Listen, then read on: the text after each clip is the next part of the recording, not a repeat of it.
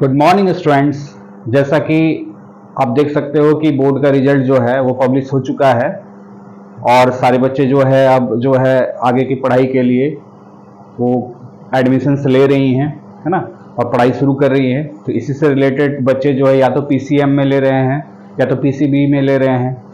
तो हमारा जो है ये मैथमेटिक्स प्लस साइंस क्लासेस में हम लोग जो सबसे पहले जो है मैथ्स का चैप्टर 1 सेट, आज हम लोग जो है सेट पर डिस्कशन करेंगे और देखेंगे सेट में जो है इसको पढ़ करके हम लोग क्या सीखते हैं और इसके एक्सरसाइज के क्वेश्चंस को हम लोग करेंगे ताकि जो है सिलेबस हम लोग प्रॉपर वे से हम लोग जो है कंप्लीट करते रहें और आपका जो समय पर जो है एग्जाम्स हो और उसका रिजल्ट भी आपको सही तरीके से मिल पाए। तो चलिए शुरू करते हैं। आज हम लोग जो है क्लास 11 का चैप्टर 1 सेट थ्योरी, है ना, तो हम लोग स्टार्ट करते हैं। क्लास 11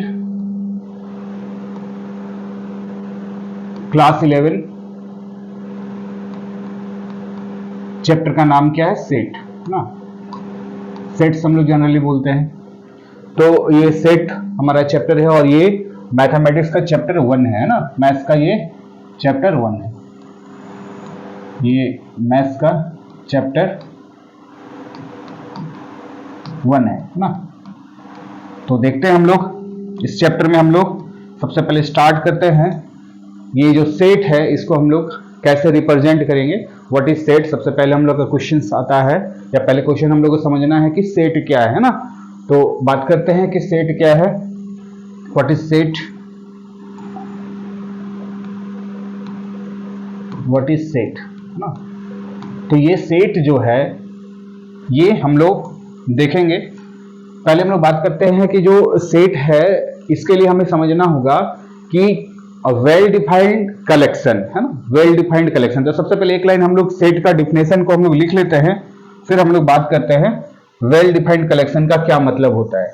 तो सेट जो है, सेट है आपका कलेक्शन ऑफ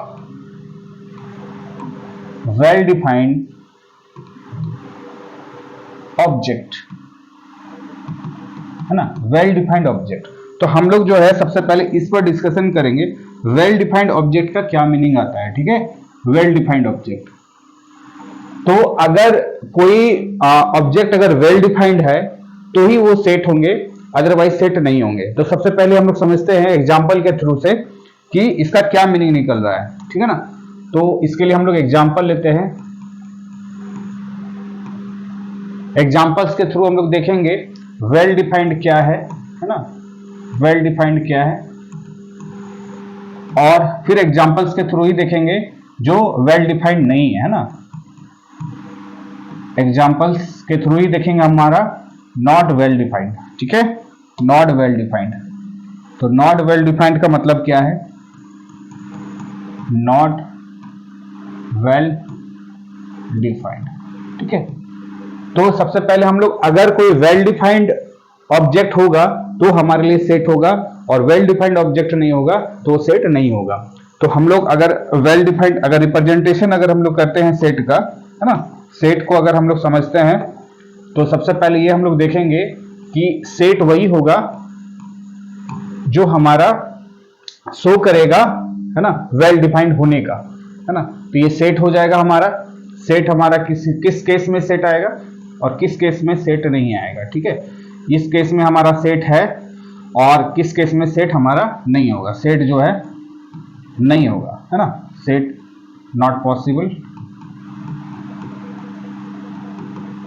है ना। किस केस में हम लोग देखेंगे सेट जो है पॉसिबल नहीं है। तो हम लोग देखते हैं, सबसे पहले ये समझिए वेल डिफाइंड कुछ एग्जांपल्स के थ्रू हम लोग देखेंगे, है ना। तो एग्जांपल्स के थ्रू, जैसे एग्जांपल अगर हम लोग बात करें collection of reverse of India, है ना, collection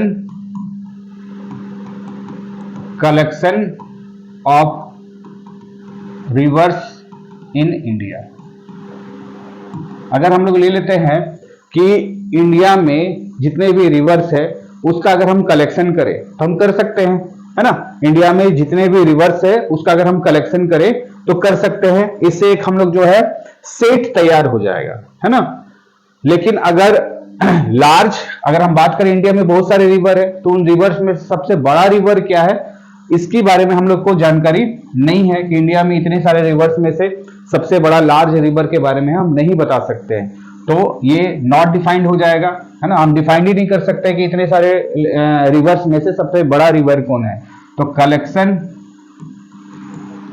collection of large river in India, है ना,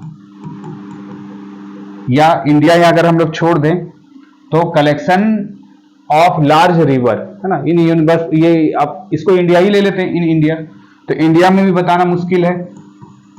या फिर ऐसा समझिए कि वेल डिफाइंड का मतलब क्या है कि अगर ये बात बोल दिए collection of large river in India, तो जो सेट अगर हम लोग जो बनाते हैं लार्ज रिवर ऑफ इंडिया का, जो सेट अगर मान लेते हैं, अगर हम नाम देते हैं कि कौन कौन सा अगर जो है रिवर सबसे बड़ा है, और सेम टू सेम वही अगर आप भी उसी का सेट का अगर बना के देते हो, तो वो हो जाएगा आपका सेट, है ना। बट यहां पर हो सकता है कि मेरे अनुसार लार्ज रिवर का जो हम कलेक्शन आपको दे और आप जो इंडिया में लार्ज रिवर का जो कलेक्शन दे, वो दोनों डिफरेंट हो जाएगा। तो उस केस में अगर डिफरेंट हो जाता है तो फिर वो हमारा जो है नॉट डिफाइंड वाला में आएगा। सेकेंड एग्जाम्पल आपको जो है बहुत बेहतर तरीके से समझ में आ जाएगा। जैसे मान लेते हैं अगर हम कलेक्शन बनाए, है ना, वॉवेल ऑफ इंग्लिश अल्फाबेट का, है ना, vowel collection of vowel of English alphabet, English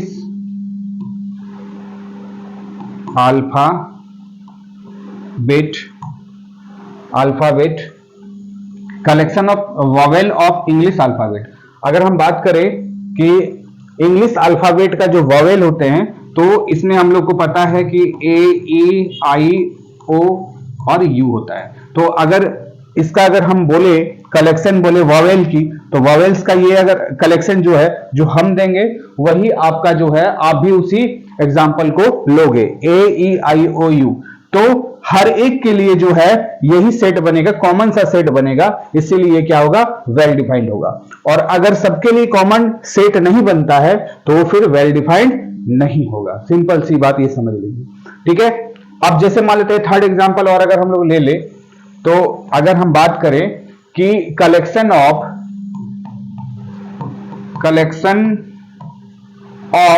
students who got, है ना, who got marks above 90%। अगर हम बात करें कि collection of students who got marks above 90%, तो हम बता सकते हैं, अगर हमारे पास मान ली अपना ही क्लास की बात कर ले, तो अगर क्लास 10th में हम बात करें तो अपने क्लास में 90 से ऊपर लाने 90% से ऊपर लाने वाले कितने बच्चे हैं, तो उसका हम सेट तैयार कर सकते हैं, है ना। जो सेट मान लेते हैं कि आप तैयार करोगे, वो दूसरे के लिए भी वही सेट हो जाएगा, तो ये कॉमन सेट हो जाएगा। तो जब कॉमन सेट हो जाएगा तो वो वेल डिफाइंड हो जाएगा। लेकिन इसके जगह अगर हम ये बात करें कि collection of good student in the class 11, है ना, कलेक्शन ऑफ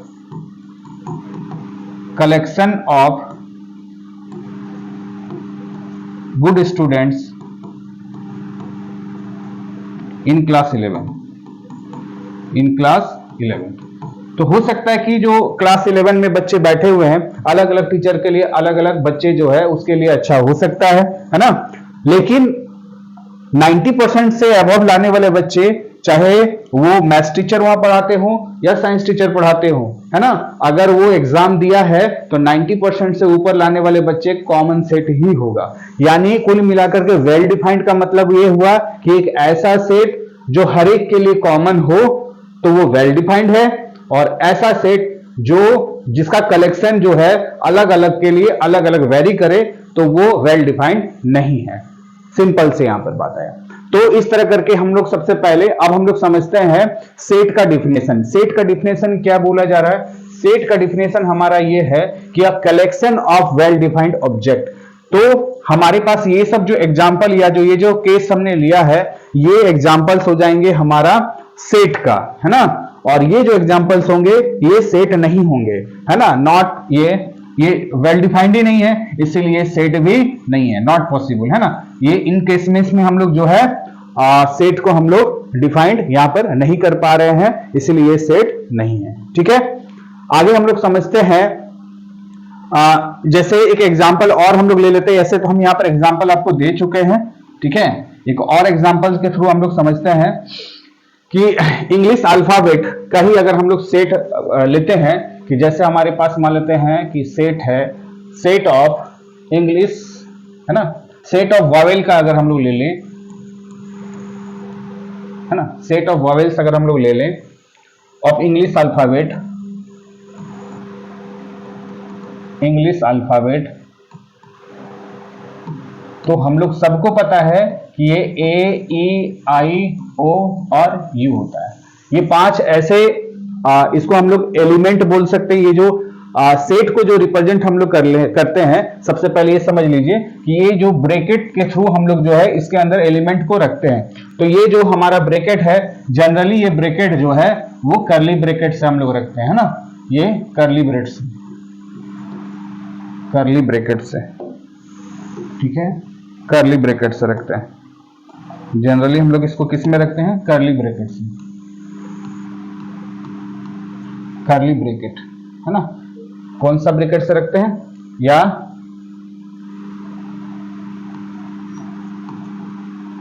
कर्ली ब्रेसेस से, है ना। इसको हम लोग कर्ली ब्रेसेस बोलते हैं। तो ये कर्ली ब्रेसेस के थ्रू, और इसके अंदर में जो हमने यहाँ पर ए, ई, आई, ओ, यू यहां जो लिखे हैं, इनको हम लोग, इन सारे को हम लोग अलग अलग जो हम लोग बोल सकते हैं, इसको ऑब्जेक्ट्स बोल सकते हैं, ठीक है। या इसको हम लोग जो है मेंबर्स भी बोल सकते हैं। सेट का मेंबर्स, सेट का ऑब्जेक्ट, है ना, सेट का मेंबर्स हैं। या इसको हम लोग एलिमेंट भी बोलते हैं, ठीक है। ये सेट का एलिमेंट्स भी है। तो ये सब जो है, सबसे पहले सेट को जो है हम लोग क्या रखते हैं? कर्ली ब्रैकेट के अंदर रखते हैं, या उसको हम लोग बोलते हैं ब्रेसेस, है ना, कर्ली ब्रेसेस के अंदर रखते हैं। और ये जो हमारे पास जो यहाँ पर कॉमा कॉमा करके जो हमने दिया है, ए, ई, आई, ओ, यू, तो इसको, इस बारे पूरे को हम लोग या तो ऑब्जेक्ट से रिप्रेजेंट करेंगे या नेमिंग देंगे, या ये मेंबर्स हैं इनके, सेट के मेंबर्स बोल लीजिए, सेट के ऑब्जेक्ट्स बोल लीजिए, या सेट के एलिमेंट्स बोल दीजिए, ठीक है। और जो सेट को हम लोग यहां पर, इसको जैसे हमने यहां पर लिखा है set of vowel of English alphabet, तो जनरली इतना नहीं लिख करके हम लोग यहां पर जो है सेट का नेमिंग हम लोग करते हैं, सेट का नाम देते हैं। और ये सेट का नाम जो है जनरली हम लोग कैपिटल लेटर से देते हैं, ठीक है। तो अगर इस सेट को अगर हम ऐसा लिखें, ए इक्वल टू, है ना, ये ए, ई, आई, ओ, यू, तो उसका मतलब सेट को जो हम लोग रिप्रेजेंट करते हैं वो जनरली हम लोग कैपिटल लेटर से करते हैं ना। जनरली हम लोग किससे करते हैं?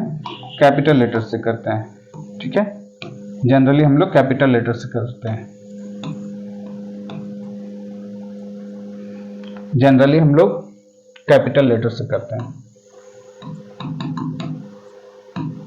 कैपिटल लेटर से करते हैं, जनरली हम लोग कैपिटल लेटर से करते हैं। और वो कैपिटल लेटर आप लोग जानते हैं, जैसे ए हो गया, बी हो गया, सी हो गया, डी हो गया, इस तरह करके हम लोग सेट को जो रिप्रेजेंट करते हैं वो कैपिटल लेटर से करते हैं। तो अभी तक हमने क्या देखा कि सेट क्या है? Well defined collection of distinct element. अभी हम लोग जो है इस जो अभी हम लोग इससे पहले जो हमने यहाँ पर आपको इसका डिफिनेशन दिया है, यह अभी अधूरा है, इसको हम लोग और अच्छे से करेंगे। सेट क्या है? Collection of well defined distinct object. Distinct object कहने का मतलब है कि इसके अंदर में जो भी एलिमेंट रहेंगे या मेंबर्स रहेंगे, ये डिस्टिंक्ट होने चाहिए, अलग अलग होने चाहिए, ठीक है। तो इसके बारे में भी अब हम लोग बात करेंगे। आगे हम लोग बढ़ते हैं, है ना। अब जो है सेट को जो हम लोग फेमस कुछ सेट के देख लेते हैं, जो पहले से ऑलरेडी हम लोग के पास जो है ये मिलता है, हम लोग छोटे क्लासेस में भी पढ़ चुके हैं, है ना। तो इस सेट को हम लोग, जैसे अगर हम बात करें कि देख लेते हैं, सपोज मान लेते हैं कि इसको हम लोग फेमस सब्जेक्ट, जो आपको पहले से ही पता है कि ये सेट हमारे पास जो है इसके अंदर में एलिमेंट क्या होते हैं, है ना। तो इसको हम लोग नाम दे दें फेमस सेट्स, ठीक है। तो फेमस सेट्स के लिए जो हम लोग पहला नंबर में अगर हम लोग देखें तो पता है कि अगर हम बात करें कि सेट ऑफ नेचुरल नंबर की, है ना, सेट ऑफ नेचुरल नंबर, तो set of natural number, set of natural number, तो सेट ऑफ नेचुरल नंबर्स की बात करें तो आपको पहले से पता है इसका सेट को रिप्रेजेंट करते हैं हम लोग कैपिटल लेटर से n। जहां भी हम लोग कैपिटल लेटर देखेंगे n, उसका मतलब क्या होगा कि वो रिप्रेजेंट करेगा नेचुरल नंबर। और नेचुरल नंबर को जो है हम लोग लिखते हैं, इसके अंदर का एलिमेंट क्या होता है 1 2 3 4 5 6 डॉट डॉट डॉट, है ना। और इसको हम लोग करली ब्रेसेस के थ्रू इसको हम लोग बंद कर देंगे, है ना। तो ये हमारा जो है दोनों और ये क्या है करली ब्रेसेस है। तो जैसे हमने सेट ऑफ नेचुरल नंबर की बात करें उसी तरह करके आपको पता होगा सेट ऑफ होल नंबर में कौन कौन सा एलिमेंट आता है ना। तो सेट ऑफ होल नंबर,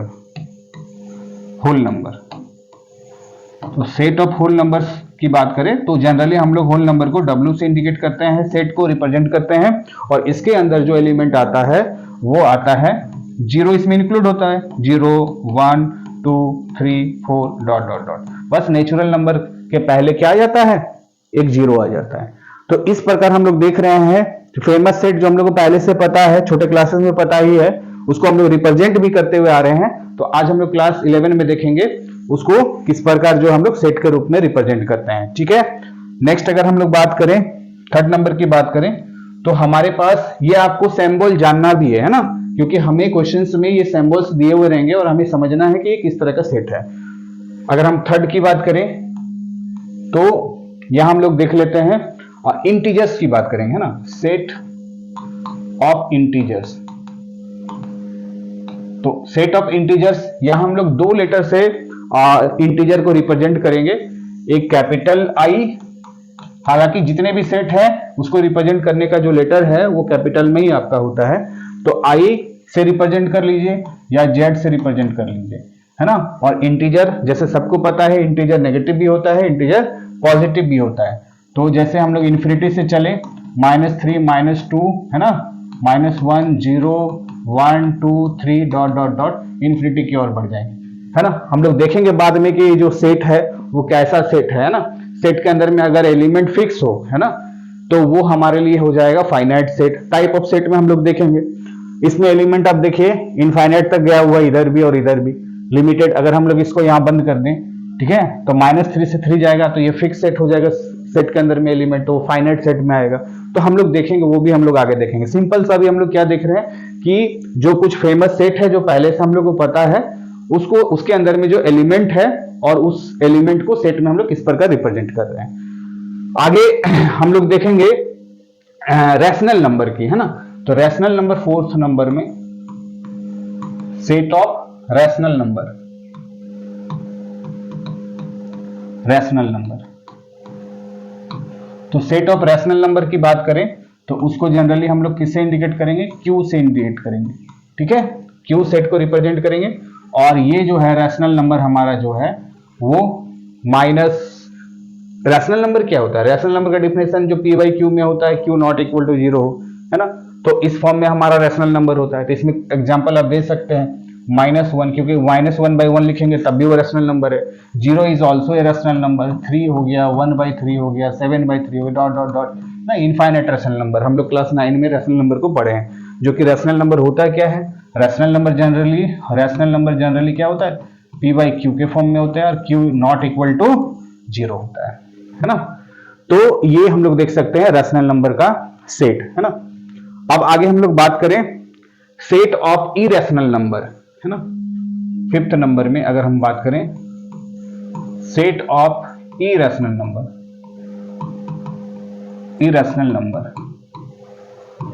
ठीक है। तो इरेशनल नंबर को जनरली हम लोग क्यू से इंडिकेट करते हैं, रैशनल को क्यू से करते हैं, इरेशनल को चाहो तो आप क्यू डैश से कर लो, क्यू डैश, और चाहो तो इसको टी से भी रिप्रेजेंट करते हैं ना। और इरेशनल नंबर क्लास 9 में आपको पता है जितने भी रूट वाले नंबर होते हैं, √2 √3, है ना, √5, पाई भी इरेशनल नंबर है ना। एक्सपोनेंशियल या ई का मतलब क्लास 11 में हम लोग देखेंगे, उससे पहले ई का हम लोग का वैल्यू हम लोग को नहीं पता रहता है ना। तो ऐसे डॉट डॉट डॉट अगर हम लोग चलें तो ऐसे जो एलिमेंट है और उस एलिमेंट को अगर हम लोग उसका एक सेट बना दें तो ये हमारा हो जाएगा इरेशनल नंबर का सेट। ठीक है, अब जो है इरेशनल नंबर में जो है अगर डेसिमल में भी आता है तो ये सबको डेसिमल में आएगा, बट जो है कैसा आता है, नॉन टर्मिनेटिंग नॉन रिपीटिंग वाला नंबर आता है। तो इरेशनल नंबर के बारे में आपको पता है। अब हम लोग बात करते हैं रियल नंबर, है ना, 6 नंबर में सेट ऑफ रियल नंबर, जो कि क्लास 10 में अभी जस्ट आप पढ़ के आए हो। रियल नंबर, रियल नंबर इसको हम लोग आर से इंडिकेट करेंगे।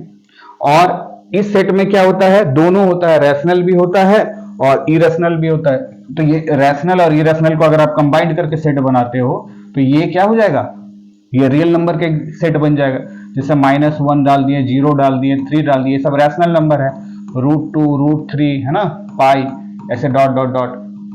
तो ये जो हमारे पास जो है ये सब जो है कैसा सेट बना, वो रैशनल नंबर का हम लोग का, सॉरी रियल नंबर का सेट बना, जो कि इसके अंदर में रैशनल इरेशनल दोनों है ना। इसमें बहुत सारे एलिमेंट और हैं, तो डॉट डॉट चाहे तो हम लगा सकते हैं। तो इस तरह करके जो है हम लोग को पहले से ही ये पता है कि सेट के अंदर में कैसा एलिमेंट है और वो एलिमेंट क्या है ना। जैसे 1 2 3 4 5 अगर सेट के अंदर में है और उसको अगर हम लोग करली ब्रैकेट के थ्रू अगर हम लोग जो इसको ब्रैकेट नहीं बोल के इसको हम लोग क्या बोलेंगे, है ना, ब्रेसेस बोलेंगे। तो ब्रेसेस के अंदर अगर उसको हम लोग रखते हैं तो ये हमारा बन जाता है सेट। ठीक है, आगे हम लोग देखते हैं और भी बहुत सारे सेट हैं जो कि हम लोग को पहले से पता है, वो फेमस है हम लोग का। 7 नंबर में बात करें तो 7 number set of positive integer. जैसे इंटीजर अगर हमारा होता है तो इस इंटीजर में आप देख सकते हो नेगेटिव भी है पॉजिटिव भी है। तो अगर इसको हम सेपरेट कर दें तो उसका भी सेट बना सकते हैं। तो सेट ऑफ पॉजिटिव, है ना, पॉजिटिव इंटीजर।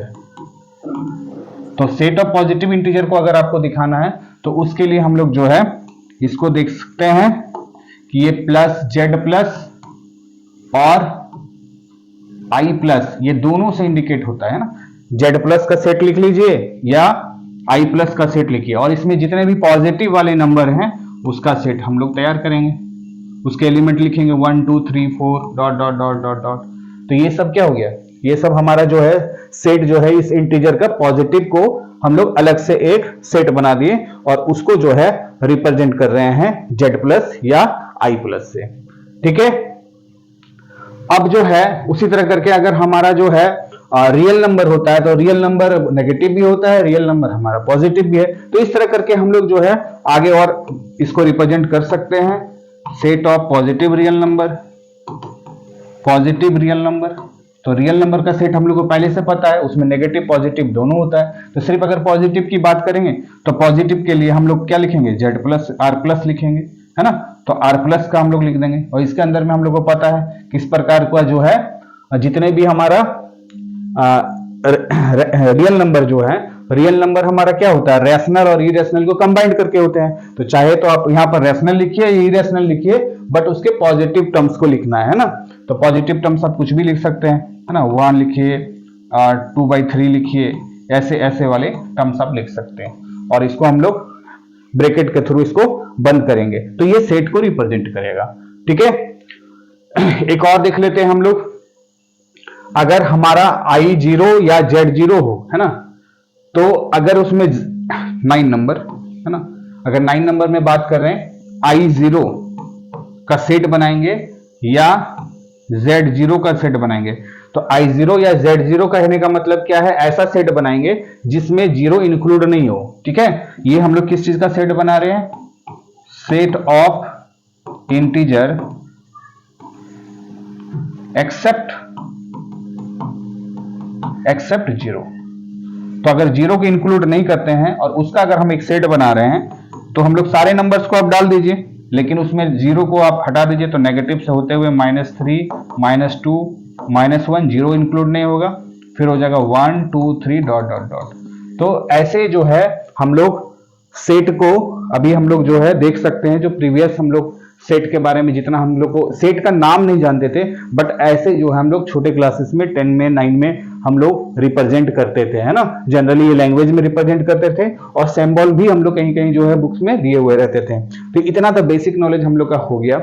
हम लोग ये समझ लिए कि सेट जो है वो कैपिटल लेटर से हम लोग उसको लिखते हैं और उसके अंदर जो है हम लोग ब्रैकेट या ब्रैकेट के अंदर में जो एलिमेंट को रखते हैं या जो है उस सेट के मेंबर्स होते हैं, है ना। अब कुछ सिंबल के बारे में हम लोग इस चैप्टर में हम लोग को देखना है, जो कि बुक्स में क्वेश्चंस बनाते वक्त हमको शॉर्ट फॉर्म में दिए हुए रहते हैं, उसकी जानकारी हमको होनी चाहिए, तब हम लोग क्वेश्चंस को आसानी से बना सकते हैं। तो इसके लिए फिर नेक्स्ट पार्ट हम लोग करते हैं यूजफुल सिंबल्स, है ना। सेट के लिए इंपॉर्टेंट, इस चैप्टर में काफी इंपॉर्टेंट है इसके सिंबल्स। तो नेक्स्ट हम लोग का जो टॉपिक होने वाला है वो होगा यूजफुल सिंबल्स।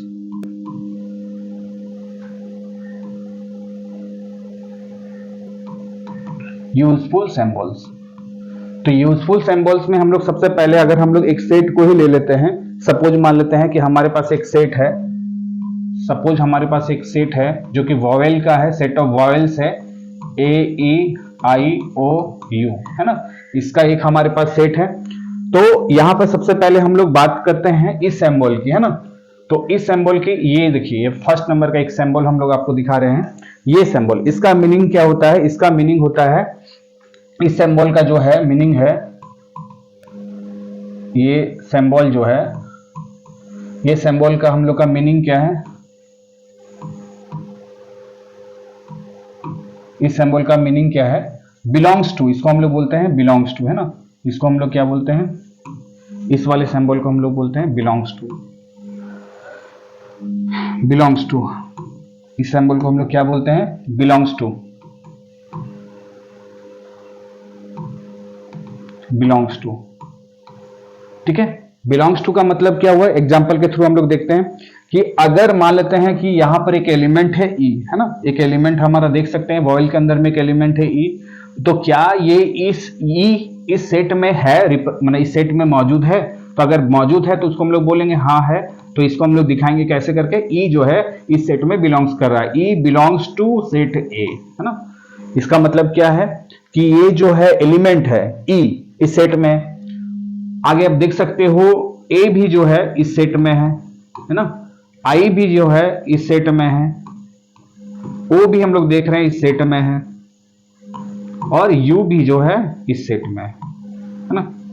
तो क्या ये तो हमारा हो गया बिलोंग्स टू। इसका एक रिवर्स भी है हमारे पास उल्टा, डज नॉट बिलोंग्स टू। इस सिंबल का मतलब क्या हो गया? ये वाला पार्ट अगर हम लोग ऐसे लिख करके इसको कट मार्क लगाते हैं तो इस सिंबल का मतलब हो जाएगा, है ना, डज नॉट बिलोंग्स टू। इसका मीनिंग क्या आ जाएगा? डज नॉट बिलोंग्स टू, है ना। ये हो जाएगा, इसका जो हो जाएगा, इसका मीनिंग जो है, इस सिंबल का मीनिंग, इस सिंबल का जो मीनिंग है, इस सिंबल का जो मीनिंग है वो हो जाएगा डज नॉट बिलोंग्स टू, है ना, डज नॉट बिलोंग टू, है ना, does not belong to. Does not belong to का मतलब क्या हो गया कि जैसे हम कुछ एक ऐसा एलिमेंट ले लेते हैं जो कि इस सेट में नहीं हो। सपोज मान लेते हैं अगर हमने यहां पर बी लिया, ठीक है, क्या बी इस सेट के अंदर में आपको कोई एलिमेंट दिखाई पड़ रहा है? नहीं दिखाई पड़ रहा। तो हम बोल सकते हैं बी के बारे में कि ये बी जो है इस सेट में नहीं है। कौन सा सेट में? ए सेट में नहीं है। दूसरा कुछ भी आप ले लो, है ना, क्या सी इस सेट में है? सी भी इस सेट में नहीं है। क्या जेड इस सेट में है ना, क्या जेड इस सेट में है? क्या जेड इस सेट में है? नहीं है ना। क्या एक्स इस सेट में है? नहीं है। तो ये सब हम लोग देख सकते हैं कि ये एलिमेंट जो है AEIOU अगर बिलोंग्स कर रहा है तो सेट में है ना। और अगर ये जो एलिमेंट जो है इस सेट में अगर नहीं है तो हम लोग बोलेंगे डज नॉट बिलोंग्स टू। तो इसको हम लोग बार बार लैंग्वेज के थ्रू हम लोग नहीं बात करेंगे, हम लोग इसको सिंबल से इसको रिप्रेजेंट करेंगे। जरूरत पड़ेगा हमें कि ये बिलोंग्स कर रहा है या नहीं बिलोंग्स कर रहा है। तो हम लोग ये डायरेक्ट ऐसे हम लोग लिख सकते हैं। अगर इसको अगर लिखना हो, अगर ऐसे भी लिख सकते हैं B, C, Z, X, है ना, does not belongs to A, है ना, does not belongs to A। और A, sorry, A, E, I, O, U, ये जो है सेट A में बिलोंग्स कर रहा है। तो ये इसका तरीका हुआ, कोई एक एलिमेंट को आप दिखा सकते हो इसमें बिलोंग्स कर रहा है कि नहीं, और हर एक एलिमेंट को भी एक बार में आप चाहो तो ऐसे लिख सकते हो। ठीक है, तो ये मीनिंग एक सिंबल हमारे पास आया, बिलोंग्स टू और डज नॉट बिलोंग्स टू। ठीक है, नेक्स्ट हम लोग देखते हैं। अब जो है सेट तो हमने रिप्रेजेंट आपको किया है, लेकिन सेट को जो है हम लोग देखेंगे कि बाय डेफिनेशन से कि सेट को जो हम लोग दो फॉर्म में लिख सकते हैं, है ना। सेट को लिखने का जो तरीका होगा वो दो फॉर्म में होगा। ये दो फॉर्म पढ़ने के बाद एनसीईआरटी का पहला एक्सरसाइज हम लोग बना सकते हैं। तो नेक्स्ट हम लोग देखते हैं कि रिप्रेजेंटेशन ऑफ सेट, मतलब सेट को जो रिप्रेजेंट करेंगे हम लोग उसका तरीके हमारे पास फॉर्म्स जो है वो दो होंगे। तो क्या क्या है वो हम लोग देख लेते हैं। पहला जो है, सबसे पहले हम लोग हेडिंग लगा ले, representation of a set, set को रिप्रेजेंट करने का जो तरीका है। तो इसके लिए हमारे पास दो तरीके आते हैं। पहला नंबर का जो है वो पहला नंबर ही लिख लेते हैं। पहला जो तरीका है हमारा सेट को रिप्रेजेंट करने का वो है रोस्टर फॉर्म, है ना, रोस्टर फॉर्म, या इसको एक और नाम से हम लोग बुक में दिए हुए हैं, या तो इसको हम लोग रोस्टर फॉर्म में बोलेंगे या इसको हम लोग टेबुलर फॉर्म में बोलेंगे, टेबुलर फॉर्म। ठीक है, टेबुलर फॉर्म, ये पहला हो गया हमारा तरीका जिससे हम सेट को क्या कर सकते हैं, रिप्रेजेंट कर सकते हैं। दूसरा तरीका क्या है, दूसरा तरीका हमारा क्या है, सेट बिल्डर फॉर्म, है ना, set builder form, set builder, इसको हम लोग सेट बिल्डर बोले। और इस सेट बिल्डर में हम लोग क्या करेंगे, वो जो हमारा जो एलिमेंट है उस एलिमेंट का प्रॉपर्टी के बारे में बताएंगे, वो एलिमेंट कैसे बिलोंग्स कर रहा है ना। तो उसका सेट बिल्डर या उसको हम लोग प्रॉपर्टी बोल दें, है ना, प्रॉपर्टी फॉर्म, या इसको जनरली हम लोग ऐसे बोलेंगे। सेट को रिप्रेजेंट करने का दो फॉर्म है, एक तो हमारा जो है रोस्टर या टेबुलर फॉर्म बोलेंगे और दूसरा जो है सेट बिल्डर फॉर्म करेंगे। तो हम लोग वन बाय वन देखते हैं, है ना। जैसे नंबर 1 बात कर लें कि रोस्टर फॉर्म क्या होता है। तो रोस्टर फॉर्म क्या होता है कि जो हम लोग एलिमेंट को लिखते हैं, जितने भी एलिमेंट आपको पता होगा, जो ब्रैकेट के अंदर हम लोग जो है ब्रेसेस के अंदर जो हम लोग रखते हैं, कर्ली ब्रैकेट के अंदर में रखते हैं, जो एलिमेंट को रखते हैं, वो एलिमेंट जो है रोस्टर फॉर्म में क्या होता है कि जैसे एक एग्जांपल के थ्रू आपको बताते हैं। और ये बात आपको ध्यान में रखना है कि कोई भी सेट बने तो सेट के अंदर में जो एलिमेंट होंगे वो एलिमेंट डिस्टिंक्ट होने चाहिए। जो हम डिफिनेशन में हमने आपको बताया था कि वो होना चाहिए कि सेट क्या है, well defined collection of distinct element, मतलब कोई एलिमेंट आपका रिपीट नहीं होना चाहिए। ठीक है, तो जितने भी रोस्टर फॉर्म में हम लोग एलिमेंट को उसके अंदर रखते हैं, ब्रैकेट के अंदर जो रखते हैं, उसमें एलिमेंट का कोई रिपीटेशन नहीं होना चाहिए, लेकिन है ना, एलिमेंट का कोई रिपीटेशन नहीं होना चाहिए। फॉर एग्जांपल अगर हम बात करें कि एक सेट अगर हम लोग लेते हैं, ये एग्जांपल से ही बताते हैं, ये किस फॉर्म को हम लोग बता रहे हैं, ये फॉर्म हम लोग बता रहे हैं पहला रोस्टर फॉर्म को, है ना, रोस्टर फॉर्म को, या इसको हम लोग टेबुलर फॉर्म भी बोलते हैं। तो इसके लिए जो हमने एक सेट को रिप्रेजेंट कर रहे हैं, हम लोग मान लेते हैं कि हमारे पास जो है एक सेट है, set of natural number, set of natural number, set of natural number less then 5। तो हम इस सेट को अगर हम लोग रिप्रेजेंट कर रहे हैं, मान लेते हैं वो लेटर हम लोग बी लेटर से करके, जरूरी नहीं कि हर बार हम लोग जो है ए से ही रिप्रेजेंट कर, किसी भी आप जो कैपिटल लेटर से सेट को रिप्रेजेंट कर सकते हैं। तो सपोज अगर हमने बी से इसको रिप्रेजेंट किया और हमको पता है set of natural number less then 5, तो नेचुरल नंबर होता है 1 2 3 4 5 6, तो हमें जो है ऐसे नंबर से लेने हैं जो 5 से कम है ना। तो ये इसका सेट तैयार कर रहे हैं 1 2 3 और 4, क्योंकि 5 से कम बोला गया है तो 5 से कम हुआ। अच्छा, सेट ये जो रोस्टर फॉर्म अगर हम लोग लिख रहे हैं तो इसमें ऐसा नहीं कि आपको 1 के बाद 2 ही आना चाहिए, 2 के बाद 3 आना चाहिए, 3 के बाद 4 आना चाहिए। इसके अंदर के एलिमेंट का कोई ऑर्डर जो है फिक्स नहीं है ना। आप चाहो तो ऐसे लिख सकते हो, और 2 फिर 3 1 4, तो ये भी वही सेट, दोनों जो है इक्वल ही सेट है ना। चाहे आप इसको और चेंज करके आपको लिखना है तो लिख सकते हो 4 1 3 2, तो ये सारे के सारे जो है एक ही सेट को रिप्रेजेंट कर रहे हैं। तो यानी रोस्टर फॉर्म में जो हम लोग लिख रहे हैं तो उसमें इस बात का ध्यान रहे कि इसके अंदर जो एलिमेंट है वो एक ही एलिमेंट दो बार नहीं आना चाहिए। मतलब ऐसा सिचुएशन नहीं आना चाहिए, ऐसा सिचुएशन आपके पास नहीं आना चाहिए कि अगर हम इसी सेट को लिखें और इसी सेट को ऐसे लिखते हैं कि 1 2 2 3 3 4 5, ठीक है, तो ये हमारा सेट रिप्रेजेंट नहीं हुआ क्योंकि यहां पर एक ही जो एलिमेंट जैसे 2 है 3 है 2 टाइम्स आ चुका है। तो सेट के अंदर में जो एलिमेंट है उसका कोई रिपीटेशन नहीं होना चाहिए, ठीक है, इस बात का हमको ध्यान में रखना। तो ये हमारा रोस्टर फॉर्म का तरीका हो गया, लिखने का तरीका हो गया। आगे हम लोग देखेंगे, है ना, कि सेट बिल्डर फॉर्म को हम लोग कैसे करेंगे। तो रोस्टर फॉर्म बहुत ही सिंपल है कि आपके पास जो भी एलिमेंट होगा वो एलिमेंट जो है कॉमा करके आपको लिखना है और उसको ब्रैकेट से बंद करना है और उसके साथ ही साथ उसको कैपिटल लेटर के साथ हमको क्या करना है, रिप्रेजेंट कर देना है। नेक्स्ट हम लोग देखते हैं सेट बिल्डर फॉर्म कैसा होगा। तो सेकंड पार्ट जो हमारा है वो है सेट बिल्डर फॉर्म, है ना, set builder form, set builder form.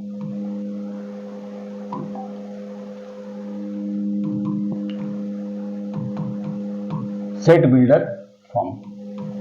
तो सेट बिल्डर फॉर्म कैसा है, इसके लिए हम लोग क्या करते हैं कि जो भी एलिमेंट होते हैं सेट के अंदर में, ठीक है, उसमें हम लोग क्या करते हैं, उसके अंदर जो एलिमेंट होते हैं उसको हम लोग बाय प्रॉपर्टी के थ्रू लिखते हैं, है ना, प्रॉपर्टी के थ्रू लिखते हैं। जैसे कैसे हम लोग इसको लिखेंगे, जैसे सपोज यहां पर देख लीजिए, एक एग्जांपल के साथ आप देख लीजिए कि अगर हमारे पास कोई एक सेट है, ठीक है, ए सेट को रिप्रेजेंट किया हम लोग ए से और यहां पर हमने एक्स लिखा और ये सच दैट, ये दो पॉइंट का मतलब क्या हो गया, ये सच दैट हुआ। इसको हम लोग किस चीज से क्या नाम बोलते हैं इसका, है ना, सच दैट, सच दैट, ठीक है। अब ये जो x जो है, ये x हमको बताएगा, इस x के बारे में हम प्रॉपर्टी लिखेंगे कि x आखिर का है क्या चीज, मतलब इस सेट के अंदर में जो x है ये x क्या शो कर रहा है, क्या बता रहा है, तो इसका हम प्रॉपर्टी लिखेंगे, property of x, property of x, ठीक है। तो प्रॉपर्टी ऑफ x लिखेंगे। जैसे हम लोग एक एग्जांपल ले लेते हैं इसके लिए, है ना, एग्जांपल ले लेते हैं। जैसे हम लोग अगर हम लोग लिखते हैं रोस्टर फॉर्म में, अगर इसी चीज को अगर हम लोग जो है रोस्टर फॉर्म में अगर हम लोग लिखे, सपोज मान लेते हैं हमारे पास एक रोस्टर फॉर्म में है,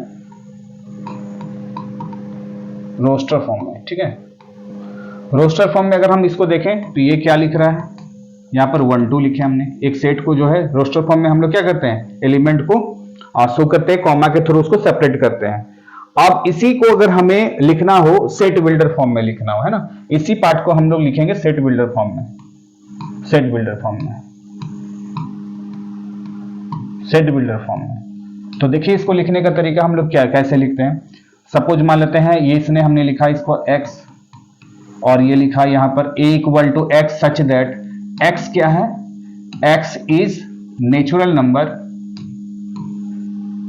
नेचुरल नंबर लेस देन 3। अब देखिए ये वही बात बोल रहा है जो सेट रोस्टर फॉर्म में हमने क्या लिखा है, एक सेट है हमारे पास जिसके अंदर में एलिमेंट 1 2 है। अब इसको सेट बिल्डर फॉर्म में लिखना है तो इसको प्रॉपर्टी के थ्रू लिखें, x सच दैट x क्या है, x इज नेचुरल नंबर है ना, और वो लेस देन 3 है। मतलब इसी पार्ट को हम ऐसे भी लिख सकते हैं।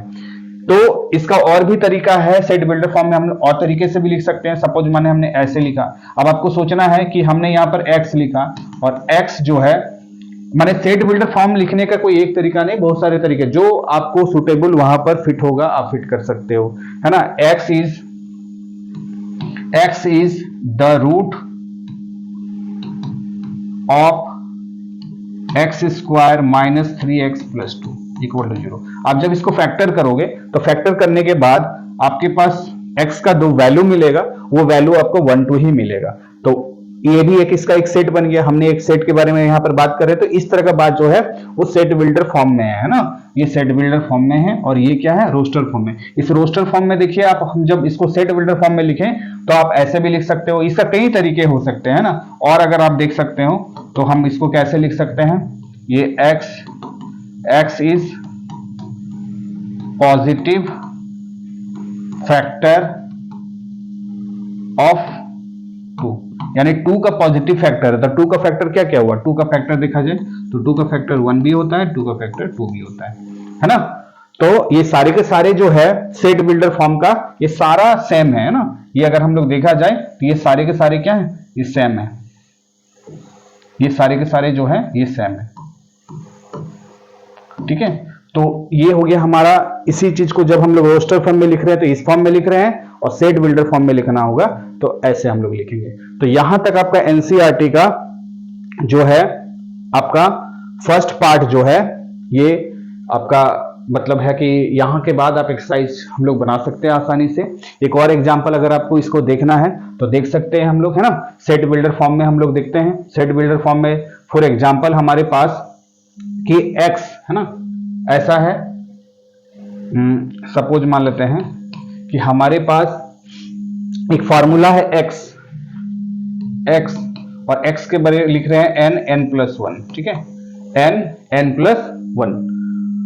और n हम लोग यहां पर क्या मान लिए, n को हम लोग मान लिए कि ये बिलोंग्स कर रहा है नेचुरल नंबर। ये सिंबल के बारे में जस्ट अभी आपसे बात हुआ, n क्या है, नेचुरल नंबर है ना। n का वैल्यू हम लोग कुछ भी ले सकते हैं, लेकिन वो वैल्यू कहां से लेना है, किसके सेट से लेना है, नेचुरल नंबर के सेट से लेना है। तो यहां से जो हम लोग एक सेट बनाएंगे, मतलब ये हमारा हो गया, अभी ये सेट बिल्डर फॉर्म में है, इसको हम लोग जो है रोस्टर फॉर्म में हम लोग कन्वर्ट करेंगे। मतलब एक फॉर्म दूसरे फॉर्म में हम लोग कन्वर्ट कर सकते हैं। रोस्टर फॉर्म को सेट बिल्डर फॉर्म में कन्वर्ट कर सकते हैं, सेट बिल्डर फॉर्म को जो है हम लोग रोस्टर फॉर्म में कन्वर्ट कर सकते हैं। तो सपोज ये हमारे पास जो है क्या है, एक हमारे पास दिया हुआ है सेट बिल्डर फॉर्म में, ठीक है। अब इसको जो है x हमको कहां से लेना है, ये n का वैल्यू कहां से लेना है, n का वैल्यू नेचुरल नंबर से लेना है। लेकिन नेचुरल नंबर की बहुत सारे होते हैं, तो लेकिन नेचुरल नंबर्स जो हम लोग लेंगे वो लेस देन सपोज मान लेते हैं 5 लेते हैं, ठीक है। या नेचुरल नंबर का वैल्यू हम यहां आपको फिक्स कर दे रहे हैं 1 2 3 4 या लेस देन 5 है, ठीक है। तो इससे जो एक सेट हम लोग तैयार करेंगे वो वैल्यू क्या क्या आएगा, तो x का कौन कौन सा वैल्यू आ जाएगा, वैल्यू ऑफ x क्या क्या आ जाएगा, वैल्यू ऑफ x, है ना। अगर हम लोग देखें तो वैल्यू ऑफ x क्या क्या आएगा, तो x का वैल्यू आएगा जब 1 पुट करते हैं तो x equal to 1 plus 1 that means 1/2। Second value अगर हम बात करें x का तो ये क्या आ जाएगा, x का वैल्यू आ जाएगा 2 अगर पुट करते हैं तो 2 + 1 यानी 2/3। सिमिलरली यहाँ x का जो वैल्यू है अगर पुट करते हैं 3 तो 3 + 1 दैट इज 4 3/4, ठीक है। और x इक्वल टू 4 पुट करते हैं तो 4 + 1, ठीक है, तो ये आ जाएगा 4/5। तो एक सेट हम लोग देख सकते हैं यहां से, जो हमारे पास ये सेट बिल्डर फॉर्म में था उसको हम लोग कन्वर्ट किए रोस्टर फॉर्म में। तो एक सेट हमको क्या मिल गया, ये x क्या रिप्रेजेंट कर रहा है, x हमारा ये वाला पार्ट रिप्रेजेंट कर रहा है, x का वैल्यू ये है। और यहां से जो हम लोग n का वैल्यू ले रहे हैं वो हम लोग ले रहे हैं लेस देन 5। तो हमें ये देखने को मिल रहा है कि पहला जो है हम लोग x का वैल्यू जब हमने n का वैल्यू 1 लिए तो 1/2 आया, फर्दर 2/3 आया, फिर हमारे पास 3/4 आया और एक 4/5 आया। तो यहां से हम लोग देख सकते हैं कि एक सेट तैयार हो गया, है ना। तो ये सेट कैसा सेट है, ये एक रोस्टर फॉर्म का सेट है ना।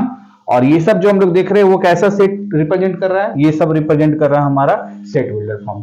तो यहां के बाद हम लोग नेक्स्ट वीडियो में जो है एनसीईआरटी का एक्सरसाइज हम लोग फर्स्ट एक्सरसाइज 1.1 बनाएंगे, ठीक है। तब तक आप इसको रिवाइज कर लीजिए एक बार, ठीक, थैंक यू।